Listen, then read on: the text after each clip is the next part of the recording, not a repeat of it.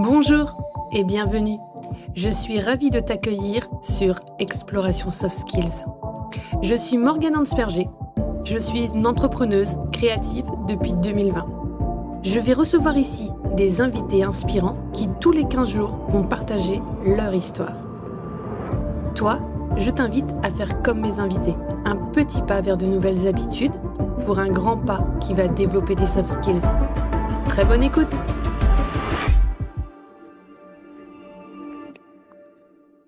Bonjour, aujourd'hui je suis ravie de vous présenter Pierre-Guillaume Stéphan. Il est entrepreneur dans la coopérative Chrysalide comme moi. Je suis ravie de faire cet épisode avec vous parce qu'on va aujourd'hui parler de son expertise qui est la naturopathie et la réflexologie. Bonjour Pierre-Guillaume, comment vas-tu? Bonjour Morgane, écoute, ça va très très bien, je te remercie. Est-ce que tu es déjà passé dans un podcast? Oui, j'ai déjà été dans un podcast. D'accord, donc c'est pas une première fois, donc c'est génial. Eh bien écoute, aujourd'hui on va parler de ton expertise. Est-ce que tu pourrais te présenter et nous dire un petit peu qui tu es, qu'est-ce que tu fais et où ça? Ok, alors moi je suis Pierre-Guillaume Stéphan, j'ai 45 ans et je suis praticien de santé naturopathe et réflexologue depuis une dizaine d'années et je suis installé sur la belle ville de Quimper. Alors qu'est-ce que c'est tout ça? Tu nous as parlé de naturopathie, c'est ça? Oui, tout à Et de fait. réflexologie, ça veut dire quoi? Alors, donc en fait, c'est une médecine non conventionnelle, non conventionnée. C'est une pratique, on va dire, plus intégrative. Et en gros, pour faire très simple, mon travail consiste à recevoir des gens en cabinet pour faire ce que l'on appelle des bilans de vitalité, c'est-à-dire faire le tour de tous les piliers de la santé avec la personne pour l'aider à avoir un chemin d'amélioration possible qu'on va dessiner ensemble lors de la consultation qui dure 1 heure et demie à peu près. D'accord. Et c'est bien quelque chose qui se fait en parallèle de la médecine? Oui, tout à fait. Moi, je ne suis pas médecin, je ne soigne pas les maladies, je ne guéris pas les gens. Je les aide à faire de la santé, à trouver une hygiène de vie au quotidien. Qu'est-ce qu'ils vont faire du matin au soir pour améliorer leurs problèmes digestifs, des problèmes et tout type de problèmes, problèmes de sommeil que j'accompagne beaucoup également. Et comment faire pour, dans l'hygiène de vie du quotidien, retrouver les bons gestes qui correspondent à la personne. Ok, donc on peut à la fois améliorer des choses, améliorer son sommeil ou alors améliorer sa qualité de vie, mais on peut peut-être aussi se réduire une addiction, peut-être réduire le tabac ou réduire des choses plus de l'ordre du stress ou des choses comme ça grâce à ça? Oui, tout à fait. Alors en fait, moi, je ne suis pas spécialiste d'un type de pathologie, parce qu'encore une fois, je ne suis pas médecin.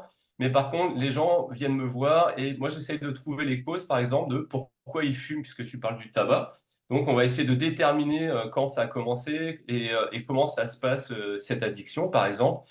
Et en déconstruisant ensemble, on essaye de trouver un chemin, peut-être pas pour arrêter de fumer là, du jour au lendemain, mais pour dessiner un chemin sur les 3 à 6 prochains mois pour peut-être déjà diminuer avant d'arrêter. Et donc, ça va passer par la gestion des émotions, peut-être une meilleure alimentation, un retour à l'activité physique régulière. Et déjà, en opérant sur ces trois axes, eh bien, on peut permettre à la personne déjà d'entrevoir un chemin et avec des objectifs qu'on définit ensemble. Et donc, effectivement, on peut, et c'est mon cas en ce moment, je travaille avec une personne sur Morlaix qui essaye d'arrêter de fumer. Et ça fait déjà 3 4 mois que je la suis. Et effectivement, en tout cas, elle n'a pas arrêté encore, mais elle a bien, bien diminué. Elle s'est remise au sport, elle mange mieux, etc. Donc, elle est déjà ravie. Et maintenant, elle fait le travail à sa vitesse pour pouvoir y arriver. Et je Ce suis là pour la soutenir. je trouve très intéressant, c'est que tu n'as pas un chemin tout tracé, tu t'adaptes vraiment à la personne et tu proposes quelque chose qui vient d'elle. C'est elle qui trouve la solution grâce à ce que tu lui donnes comme information, mais c'est elle qui trouve le chemin. Et ça remet la personne en position d'experte aussi d'elle-même.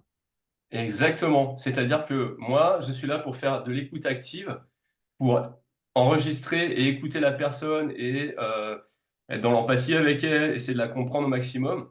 Donc, comme ça dure 1 heure et demie, souvent les gens vont venir me dire des choses qu'ils n'ont jamais dit à personne ou alors rarement. et parce qu'ils y trouvent un lieu d'écoute. Et déjà, ça, en fait, ça leur fait énormément de bien. Et en plus, cette écoute rentre dans une perspective de mise en action de la personne, de mise en responsabilité par rapport à sa problématique. C'est sûr que c'est pas moi qui vais arrêter de fumer pour la personne, mais je vais lui faire des préconisations qu'on va décider ensemble pour qu'elle ait les meilleurs outils pour pouvoir elle-même décider au meilleur moment de comment faire les choses pour là arrêter de fumer, puisqu'on parlait de ce cas-là par exemple tout à l'heure. Donc voilà, c'est vraiment être dans la préconisation.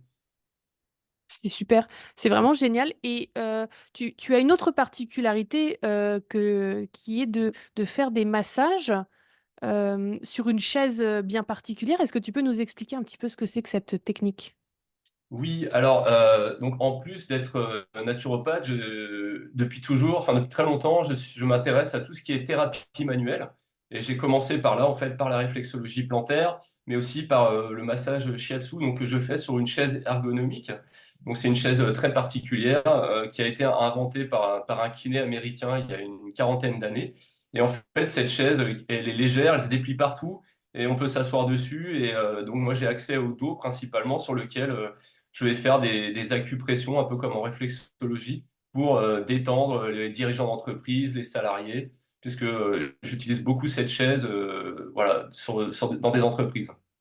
Donc tu te déplaces sur les lieux d'entreprise et sur un temps de pause, tu amènes du bien-être à la personne, c'est ça? Oh oui, c'est ça. Donc, je suis intervenu dernièrement dans des entreprises dans le domaine enfin, dans l'agriculture en Bretagne. Et il y avait une centaine de salariés. Et sur une semaine, je suis intervenu du matin au soir, du lundi au vendredi, en réalisant une vingtaine de massages par jour. Voilà, sur une vingtaine de personnes par jour pour les détendre, effectivement, les relaxer et leur permettre de se sentir mieux juste après et redynamiser en même temps. Ah, c'est trop bien ça. C'est vraiment génial. J'adore. Mais il Franchement. y a vraiment une demande de plus en plus. Les salariés trouvent ça super et en le répétant régulièrement, bah, c'est vrai que le corps s'habitue aussi à se détendre. Et bah, en termes de gestion du stress, des émotions, de l'anxiété qu'on peut avoir au travail, bah, ça permet de mieux affronter aussi ses responsabilités et donc de mieux travailler au final, quoi. Ouais, c'est super intéressant parce que c'est vrai que cette notion de lâcher prise, elle est très importante. Enfin, moi, là, je vois, hein, on fait la réunion aujourd'hui, je suis bloquée du dos, hein, et on sent que c'est aussi à un moment donné, lâcher prise. Là, de toute façon, moi, je suis bloquée du dos, je suis obligée de lâcher prise. Mais c'est pas facile. Comment est-ce qu'on fait pour accepter de lâcher prise? Comment on fait pour accepter de lâcher prise? Eh bien, c'est probablement le plus simple, c'est de prendre du recul sur sa situation, de comprendre ce qui se passe, de se poser la question de pourquoi je suis dans cet état de souffrance ou de douleur ou de blocage du dos comme aujourd'hui. Est-ce que probablement j'en ai trop fait à un moment? Il y a quelque chose, sûrement. C'est toujours un message que le corps nous envoie quand il y a une douleur, une brûlure, un blocage, quelque chose. Le corps nous parle. Il nous envoie une information et bah, soit on peut la cacher et se dire bah, je n'y prête pas attention ou je prends quelque chose pour éviter de ressentir, ou alors, ben, justement, qu'est-ce que le corps me dit, de quoi il me parle, et qu'est-ce que je peux en apprendre pour améliorer la situation. Ouais, complètement. Écoute, ça me fait penser à un exercice que j'ai fait. Alors là, pour le coup, j'avais mal aux pieds. Ça va être plus facile avec le pied qu'avec le dos, hein. J'avais mal au pied et j'avais comme un point, tu sais, qui me faisait mal dans le pied. Et je me suis dit: Mhm. «Qu'est-ce que je fais de cette douleur? Qu'est-ce qu'elle a à me dire?» Et donc je suis allée avec ma peinture dans la salle de bain et j'ai commencé à mettre de la couleur là où j'avais mal en fonction de comment je ressentais les couleurs et tout ça. J'ai appliqué des couleurs sur mon pied et ensuite je suis venue mettre ces couleurs sur mon carnet. Vraiment, j'ai mis mon pied sur mon carnet. J'ai laissé un Génial. peu sécher mon affaire et après je suis venue mettre autour de ça plein d'expressions avec le mot pied et je suis venue voir un petit peu qu'est-ce qui se jouait derrière mon pied, quoi. Extraordinaire. Et c'était un exercice très, très, très, très chouette à faire. Ah oui, Je j'imagine. cette douleur est partie, hein, évidemment, après, mais j'ai trouvé très intéressant de venir dire: «Bah, je vais mettre de la couleur, de la beauté sur, sur ce moment où je suis pas bien avec cette partie de mon corps-là et je vais garder trace de ce pied». Bon, je sais, voilà, au moins j'aurais mis mon pied dans mon carnet, hein, en tout cas. Eh ben, c'est génial, je trouve ça super parce que justement, l'idée quand on accompagne des gens comme ça, eh ben, il y a toujours un côté créatif. Hein. Donc c'est toujours un côté artistique et même si on prend le père de la médecine occidentale, Hippocrate, il explique bien que la médecine, ce sont des techniques.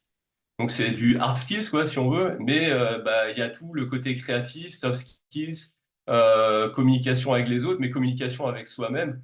Et donc là, bah, ce que tu viens de faire, c'est tout bonnement un exercice créatif par rapport à la douleur et bien, il y a plein d'études qui démontrent que dans ce genre de d'art-thérapie ou ce genre de travail, en fait, ça produit énormément de résultats. Ouais, complètement. Tu vois, je suis vraiment en train de travailler beaucoup sur la notion de synesthésie, cette idée de d'associer plusieurs sens pour vraiment avoir les résultats que l'on souhaite, quoi. C'est-à-dire que la synesthésie, elle se manifeste des fois dans des moments où on est en souffrance ou quoi, mais on peut aussi la générer soi-même et venir la provoquer. Et je suis beaucoup en train de travailler là-dessus, dans le domaine des apprentissages, dans le domaine de la motivation, dans le domaine de la planification. Et je pense vraiment qu'il y a quelque chose de très intéressant dans ce que tu proposes, que ce soit par le manuel ou par la naturo, parce que j'imagine qu'en naturopathie, tu utilises les huiles essentielles ou des choses comme ça qui passe par l'odorat ou par la bouche, non? Alors, moi, oui, effectivement, il y a deux façons quand on travaille avec moi. Soit les gens viennent pour une séance de relaxation en réflexologie ou en massage du dos, etc. Soit ils viennent parce qu'ils ont entendu parler de moi en tant que naturopathe. Donc déjà, c'est deux portes d'entrée différentes. Parce que ma première porte d'entrée va être un contact bah, avec le corps de la personne, soit ses pieds, soit son dos, faire un massage. Donc là, je vais ressentir, sans qu'elle me dise rien, je vais comprendre ce qui se passe dans son corps et je vais pouvoir lui faire un premier retour. Ou alors, c'est l'inverse, et ben, je vais faire ce qu'on appelle mon bilan de vitalité. Et là c'est un peu comme une enquête policière que je fais. J'essaie de comprendre qui j'ai en face de moi et ce qu'elle me dit, ce qu'elle me dit pas, et de comprendre quels vont être ses besoins pour derrière pouvoir lui proposer des solutions qui vont lui correspondre juste à elle, en fait. Et donc, là-dedans, parfois, il va y avoir des huiles essentielles. Mais ça peut être l'utilisation voilà, de couleurs, si la personne est dans la créativité. Donc ça va dépendre. Ça va dépendre vraiment de ce que la personne, à quoi la personne est sensible en fait. Mais il peut y avoir des plantes. Mais après, moi je suis un naturopathe qui donne très peu de compléments alimentaires. Et au maximum, j'essaye de travailler avec le corps lui-même. C'est-à-dire que le principe d'auto-guérison, c'est un principe qui existe dans toutes les médecines traditionnelles, chinoises, indiennes, et donc bah, dans la naturopathie aussi, qui est finalement l'équivalent de la médecine chinoise européenne. Enfin, c'est très grossièrement dit, c'est pas exactement la même chose, mais c'est un peu ça l'idée. Et ben, c'est déjà de partir de quoi le corps a besoin. Et donc chacun va avoir des besoins différents. Et il y en a qui vont être sensibles aux huiles essentielles, d'autres pour qui ça va être trop puissant, donc on va utiliser d'autres choses. Et donc vraiment à chaque fois c'est un individu qu'on doit découvrir et comprendre pour pouvoir lui apporter ce dont il a besoin lui en fait. Et la même problématique d'arrêter de fumer, ben ça va être par exemple deux façons complètement différentes de travailler, parce que les deux personnes n'ont pas forcément la même histoire avec la cigarette, si on prend cet exemple-là. Et donc, ben, le chemin pour arrêter va être différent. Ah, c'est trop bien.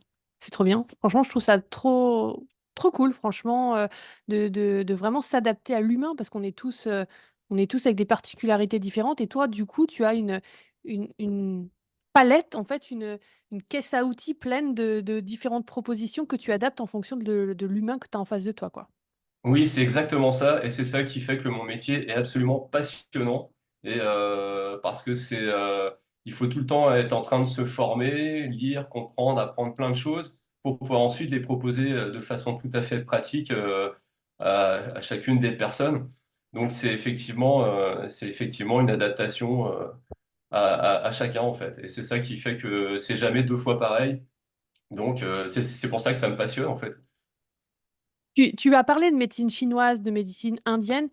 J'ai cru comprendre que tu étais aussi un voyageur. Ah oui, oui, oui, effectivement, je suis un voyageur.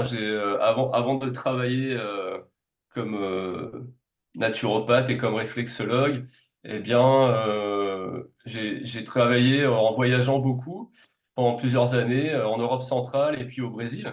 Et dans d'autres métiers, hein, je travaille dans l'événementiel et la communication, dans l'industrie de la musique, et après plus pour des applications digitales de e-learning au Brésil. Et voilà, et c'est le voyage, c'est en partant en voyage que j'ai appris à me découvrir aussi et à comprendre ce que j'avais envie vraiment de faire. Donc, on va dire à la quarantaine venue, voilà, j'ai décidé de suivre ma passion qui était, quand j'étais tout petit, mon intérêt pour la santé, le sport et la médecine, en fait. Ça m'a toujours fasciné, l'anatomie, la physiologie, voir comment fonctionne le corps humain. Voilà, sachant que il faut imaginer que toutes les minutes, le corps réalise plus de 200 millions d'opérations par minute. Voilà, c'est juste incroyable et donc c'est impossible à se représenter ce que ça représente comme travail cellulaire, des organes, voilà, enfin l'interaction de l'ensemble des actions, c'est juste fou et d'essayer de le décortiquer pour envisager de le comprendre, serait-ce qu'une infime partie, bah c'est infiniment fantastique en fait. Ouais, je pense vraiment que qu'il y a quelque chose avec le Brésil. Moi, je suis convaincue que mon voyage au Brésil n'est pas pour rien dans celle que je suis aujourd'hui. Il y a quelque chose qui se passe dans ce pays-là. Je pense que au niveau de la proximité avec la forêt amazonienne, il y a une énergie dans ce coin du monde que voilà. Moi, j'ai pas beaucoup voyagé, mais pour le coup, j'ai fait le Brésil et il y a quelque chose là-bas de magique. C'est un pays magique, c'est un pays extraordinaire avec plein de facettes différentes. C'est très très grand et c'est là-bas que moi j'ai découvert mon intérêt pour le métier que j'exerce aujourd'hui. Et c'est un pays plein d'opportunités aussi. Et tout simplement, comment j'en suis venu à faire ce que je fais aujourd'hui. J'ai été lors de la Coupe du Monde de football, j'étais à Rio.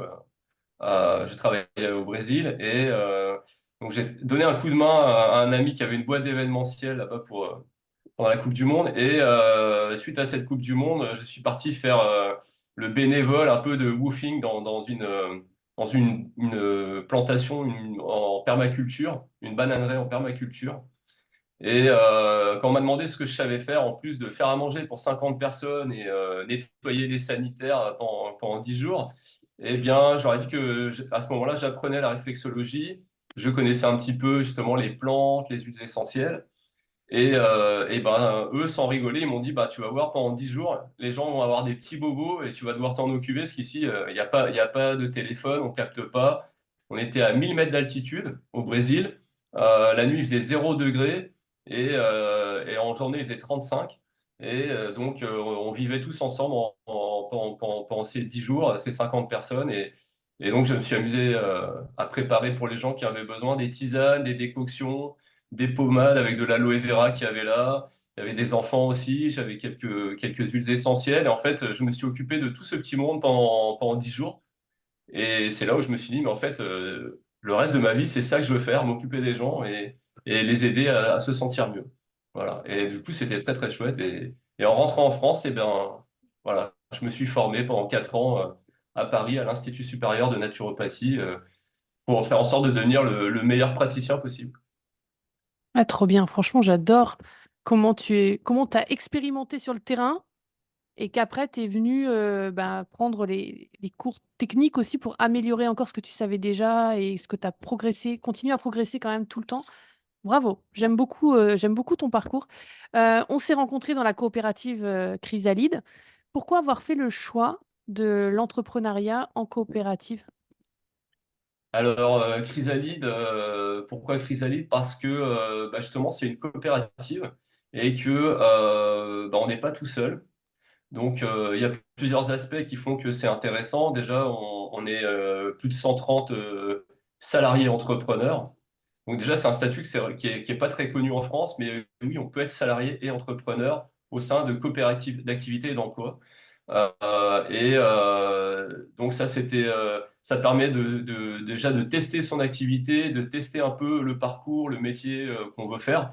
au-delà de ce que je fais, puisque on a dans la coopérative des gens qui sont menuisiers, il y a des crépiers, voilà, il y a des coachs, il y a un naturopathe il y a des écrivains publics, il y a des gens qui sont profs d'université, enfin voilà. Et du coup, ça fait une richesse incroyable de profils et de rencontres, de gens qu'on peut rencontrer, avec qui on fait des ateliers, on travaille régulièrement sur différentes problématiques coopératives, etc.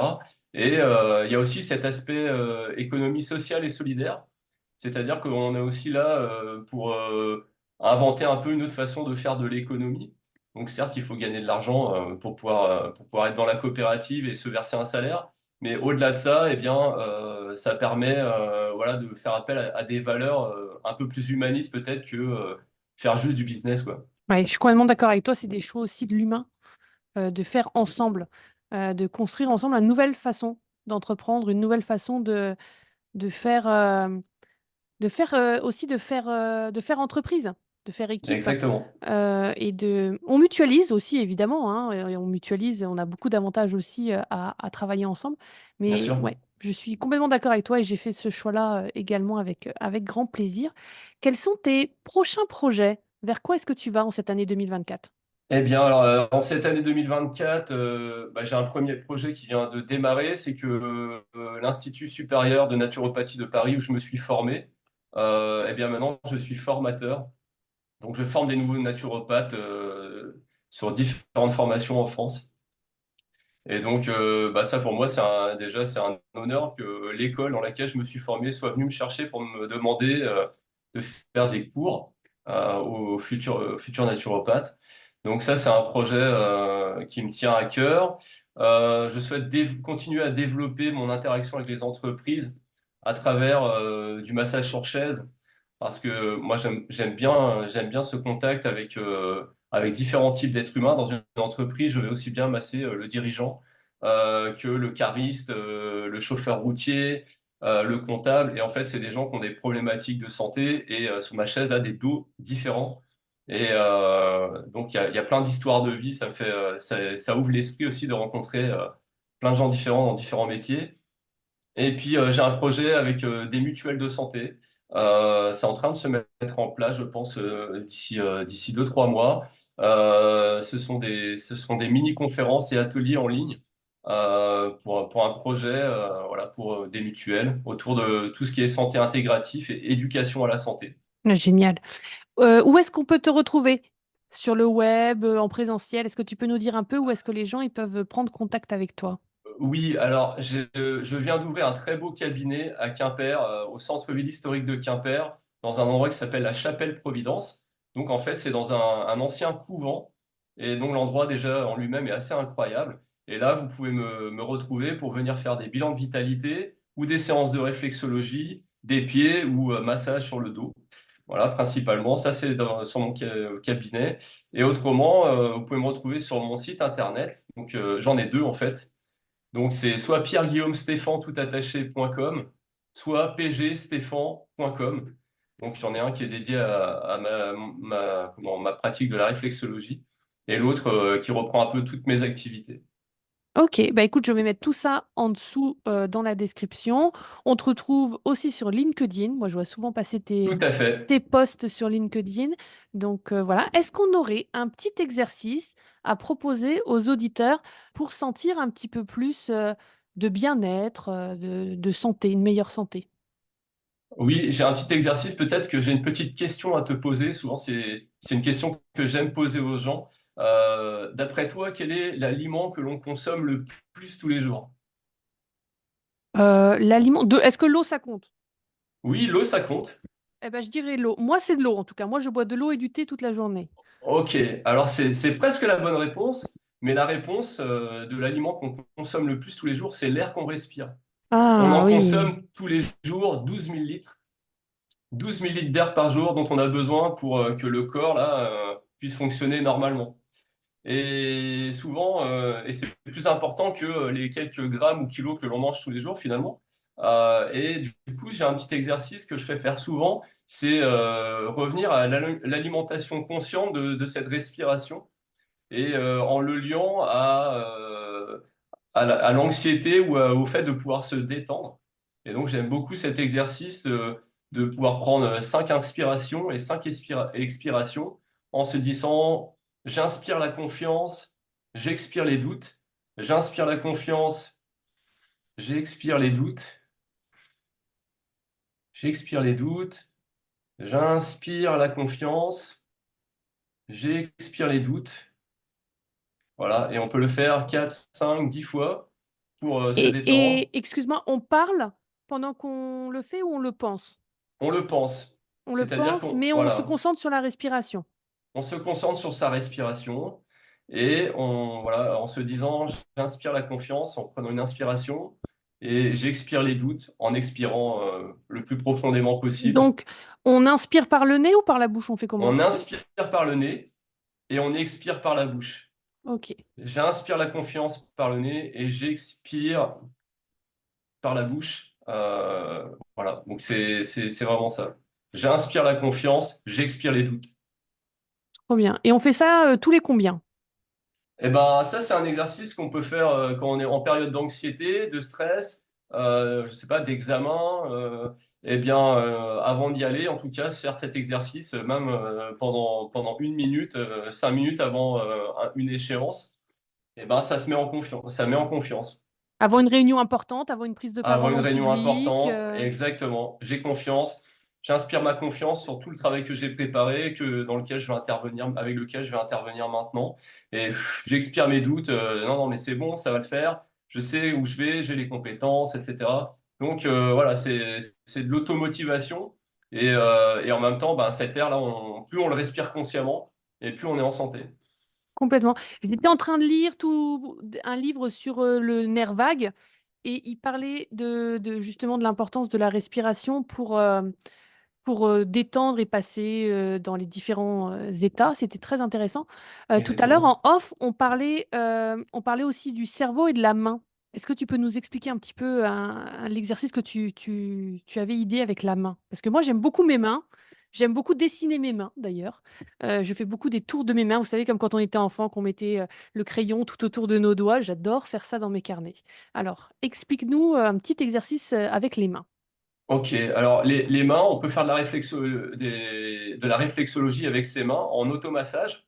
Et en fait, si vous prenez les doigts des mains, en fait, ça représente la tête, le cerveau, et bah, le bas de la main, on va dire, ça représente plutôt bah, le bas du corps, et donc les jambes, le système digestif, etc. Donc c'est toujours intéressant d'une main, on ouvre sa main en grand, et avec le pouce de l'autre main, on peut masser les différentes zones.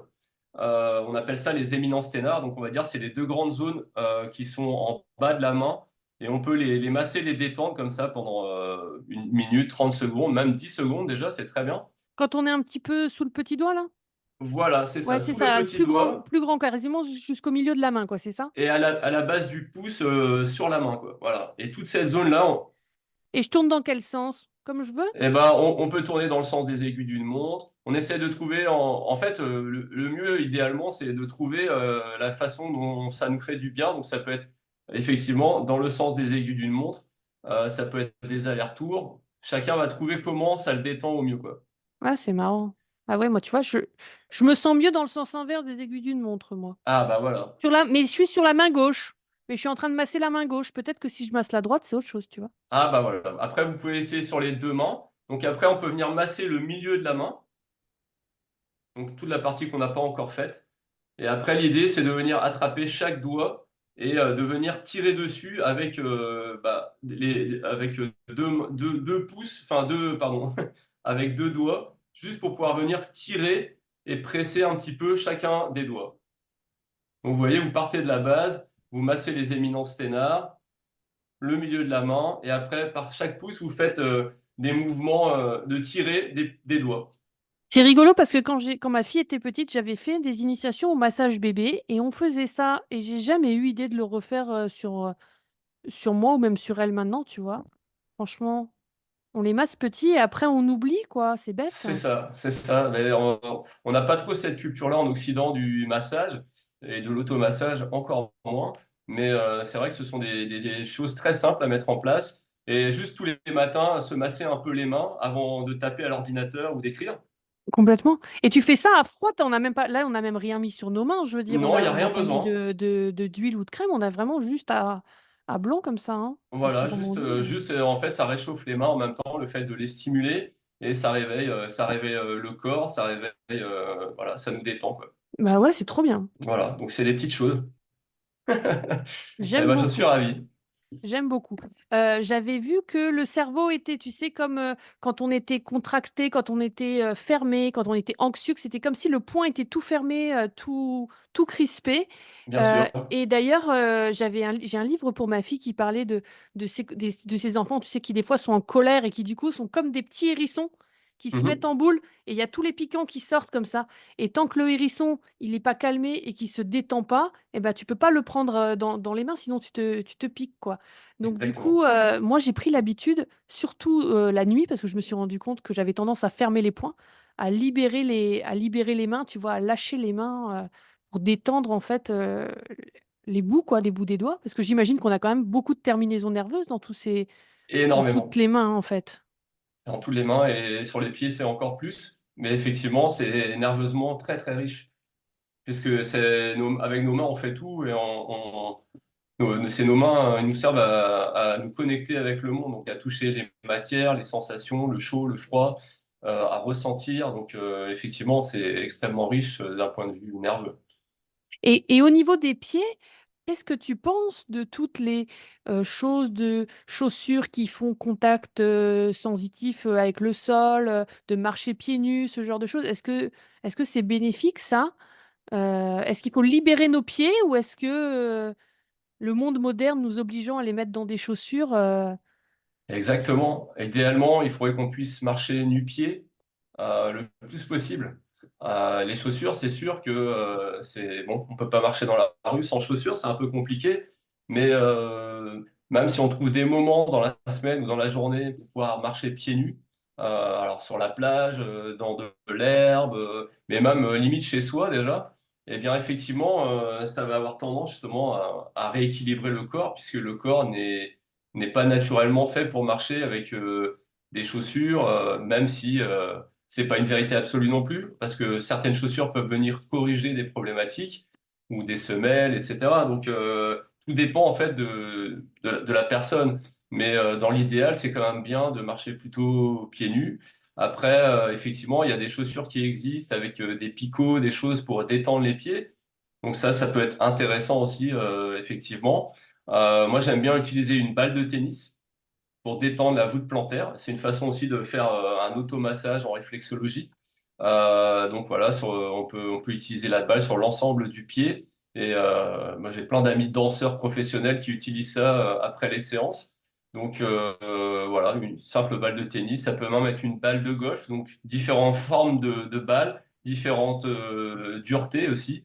Et bah, ça va venir travailler à différentes profondeurs aussi le système nerveux.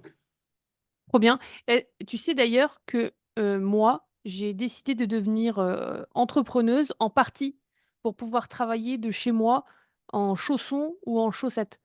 Et ben Je voilà. crois que c'était un des arguments qui m'a fait passer à l'entrepreneuriat. Je ne concevais plus de passer mes journées en chaussures, en fait. C'était très, très difficile pour moi. Et d'ailleurs, une année, ma fille, à l'école, on leur a proposé d'avoir des chaussons en classe. Et je trouvais ça mais tellement plus intéressant, tellement plus confortable de laisser les chaussures dans le couloir, la saleté de la cour dans le couloir et en classe, d'être avec des chaussons. Ça faisait moins de bruit. Enfin, je voyais plein d'avantages à ça. Et j'ai trouvé ça vraiment très, très important, même quand elles étaient petites, de les mettre ou en collant ou avec des petites, vraiment des choses très, très souples pour qu'elles puissent apprendre à marcher comme ça. Quand tu as voyagé, j'imagine que tu as peut-être vu des gens marcher pieds nus, d'autres peuples qui fonctionnent plus pieds nus. Est-ce que tu as vu des différences dans leur dos? Ah, c'est une bonne question. Bah, en tout cas, alors oui, enfin, c'est sûr que alors la différence, je l'ai pas forcément vue entre les différents peuples, mais plutôt les différents corps de métier qu'on peut exercer. Voilà, je parlais tout à l'heure ben, des gens qui travaillent comme magasiniers ou caristes ou chauffeurs routiers, et ben ils n'ont pas les mêmes dos que le dirigeant, la comptable, la personne qui travaille à l'administration des ventes, c'est ni les mêmes mains, ni les mêmes dos, donc probablement ni les mêmes pieds. Donc effectivement, c'est plus de cet ordre-là. Après, si on prend le cas du Brésil, ben les gens marchent beaucoup avec des tongs, des Havaianas, des voilà. Donc effectivement, bah, il fait beaucoup plus chaud, donc il y a moins besoin aussi de mettre des choses dans les pieds. Après, il faut pas non plus marcher pieds nus au Brésil, c'est pas l'idéal. Si on peut rencontrer des bestioles aussi, pas très sympa.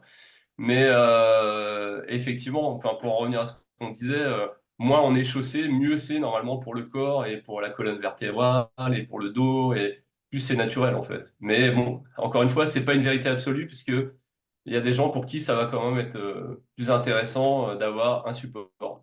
D'où l'intérêt de la médecine qui vient corriger justement certaines problématiques qui naturellement ne fonctionnent pas.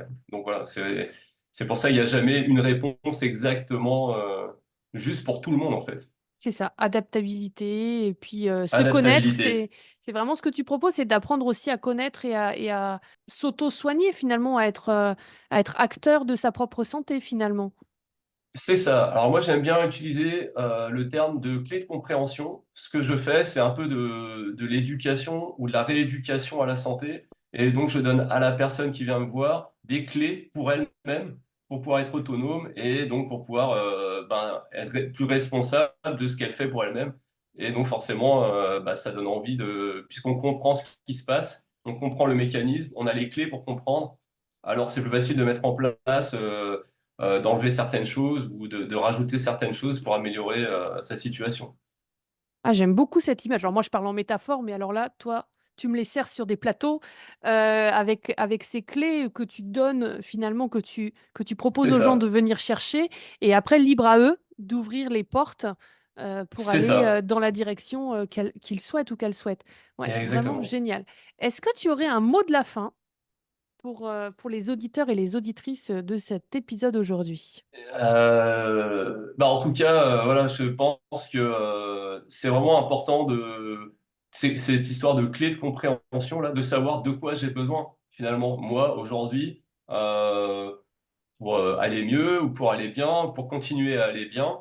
Bah, c'est d'avoir ces notions là de qu'est-ce qui est indispensable pour moi, sachant que pour chacun ça va être un peu différent. Donc je pense que les soft skills, c'est un peu ça aussi. C'est qu'est-ce que j'ai comme arme finalement, qu'est-ce que j'ai comme clé pour décoder le monde dans lequel je vis. Et bah, s'il m'en manque certaines, bah, je peux peut-être trouver des gens comme toi ou comme moi pour en acquérir des nouvelles et pour avancer par rapport à une problématique qu'on peut avoir dans une période donnée. Donc pour moi, c'est un peu ça, c'est être curieux, être bienveillant et être à l'écoute de soi-même déjà. Euh, S'aimer suffisamment pour pouvoir écouter et aimer les autres aussi. C'est ce que je comprends aussi de tout ce parcours, c'est que bah, on peut pas tout faire tout seul et tout savoir tout seul. Donc être à l'écoute et savoir demander de l'aide aussi, c'est important parce que ben, ce qui est clair, c'est qu'on ne sait pas grand-chose, même quand on a appris beaucoup de choses, ben, ça reste un infime par rapport à la compréhension qu'on imagine pouvoir avoir du monde, tellement c'est vaste, tellement c'est grand. Donc voilà, on peut vouloir être curieux, essayer d'apprendre en toute humilité, quoi. Complètement d'accord avec toi et je suis complètement dans cette philosophie-là également, de faire passer les gens d'abord par la compréhension d'eux-mêmes avant d'essayer d'aller comprendre le fonctionnement de son enfant ou le fonctionnement de quelqu'un d'autre qui côtoie notre vie, qu'elle soit personnelle ou professionnelle, de d'abord ben, se comprendre soi et avoir ses propres compréhensions de ses clés. Je trouve ça vraiment très important. Bravo, merci beaucoup Pierre-Guillaume pour cette prise de conscience qu'on a aujourd'hui sur cette histoire à la fois de clés et même d'écoute de la nature et de son corps. Vraiment très très bonne discussion qu'on a eue là aujourd'hui. Eh ben, je J'ai suis hâte ravi. de lire les commentaires des gens, à savoir bah, s'ils ont essayé la respiration comme tu nous as invités à le faire, s'ils ont essayé l'automassage des mains et peut-être s'ils ont noté quelque part les clés leurs clés de fonctionnement, déjà un petit peu qu'ils ont déjà. Et ça m'intéresserait beaucoup de voir ça. Eh ben, merci beaucoup à toi de m'avoir invité à participer à ton podcast, que je suis par ailleurs. J'ai écouté tous les épisodes jusqu'à présent, donc Ah, bah, génial. bonne continuation à ton podcast parce que c'est vraiment chouette. Et ben, je te dis à très bientôt également. Merci beaucoup. À très bientôt. Au revoir. Je te remercie d'avoir écouté cet épisode. On se retrouve dans 15 jours. Si cet épisode t'a plu, je serai ravie de lire ton commentaire et de voir ton like. Toi aussi, tu peux faire rayonner les soft skills en partageant cet épisode. Et pour continuer à les explorer, tu peux t'abonner à cette chaîne ou me retrouver sur tous mes réseaux sociaux sous le nom Morgane Ansperger ou Morgane Facilitation. Je te souhaite une très belle journée. À très vite!